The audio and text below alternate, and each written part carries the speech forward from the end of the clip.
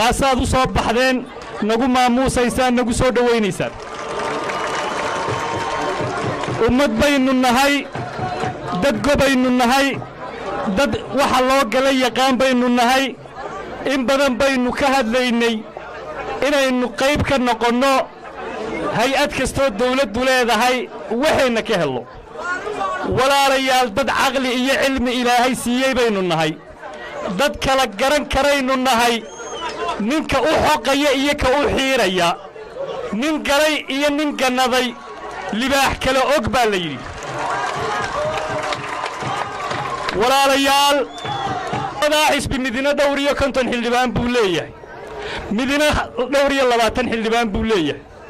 aqlabiyadda aan ku soo baxay xisbigaad maanta u dabaal degaysaan baa iska lahaa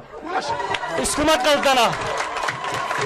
waxaan walaalayaal doonayaa inaan halkan idinka caddeeyo waan soo dhawaynayaa taageerada xisbiyada mucaaridkii ii fidiyeen anna waxaan ballan qaaday inaan cadaalad ugu garnaqo inta aan golaha hogaaminayo markaan bannaanka u baxo siyaasadda aan taageersanahay waan u madax bannaanahay taasi ceeb maaha aniguna iiguma horraysee waa wax jira guddoomiyihii golaha wakiilada 12 sano maamulayey cabdiraxmaan maxamed cabdilaahi ee dhowaan iska casilay guddoomiyaha golaha wakiiladu ahaa wuuna hogaaminayo waan ku kalsoonayn markuu bannaanka u baxana xisbigiisa waddani buu ololinayay ma ceeb baa walaalayaal markaan anigu guddoomiye ku-xigeenkii golaha wakiilada ahay codkiinna iyo sharaftiinna iyo karaamadiinna aad leedihiin laygu ciseeyee laygu doortay markaan bannaanka u soo baxo xisbigii ii halgamay inaanu ololeeyoon guusha la hantaa ma ceeb baa walaalayaal sow iguma waafaqsanidin diyaar ma u tihiin siyaasadda halkaani waad mahadsan tihiin waxaan doonayaa walaalayaal inaynu galno tartan xalaala oo nadiifa oo xor ah waxaan doonayaa inaan ku doodno reer awdal haddaynu nahay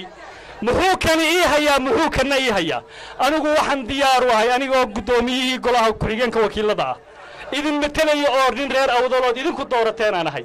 danihiinna aan ka shaqaynayood markhaati ka tihiin waxaan soo bandhigayo xisbi la midoo soo bandhigaya haddaad heshaan waan idiin fasaxayaa waxaan idiin sheegayaa walaalayaal waxaan idiin sheegayaa in maanta cadceedda aad taagantihiin idinkaga mahadnaqayaa in ilaahay abaalkiinaa gudo laakiin waxaad iga gunudaan midiga gunta siyaasaddu waa artis waa wax isbedbedeli kara waa wax lagu saleeyo maxaa mujtamacayaga shacabkayaga dadkayaga u dan aynu haynaa haddaan gunta ceelka idinku jirno haddaannu nahay dadkii idinka idin matelayey haddaan daacad idiin nahay in ilmihiinna iyo mustaqbalkiinna aan wax ka qabanno waxaan ku talinaynaa wixii aannu dan u aragnoon daacad ka nahay inaan idiin keenne sow naga aqbali maysaan ballan ma tahay ilaahayna wayna maqlayaa xisbiga kulmiyeen membarka ka ahay wuxuu dagaal u galay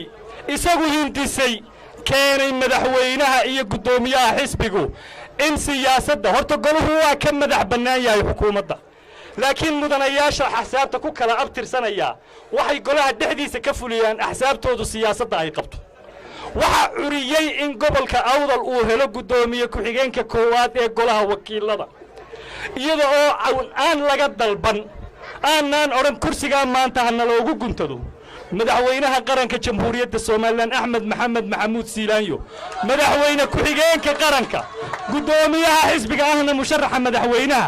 ayaa go'aamiyey anoo gurigayga iska fadhiya alla igu og yahay oon doonan in la iila yimid oo la yidhi golihii waan ka adkaaday markaan ka adkaaday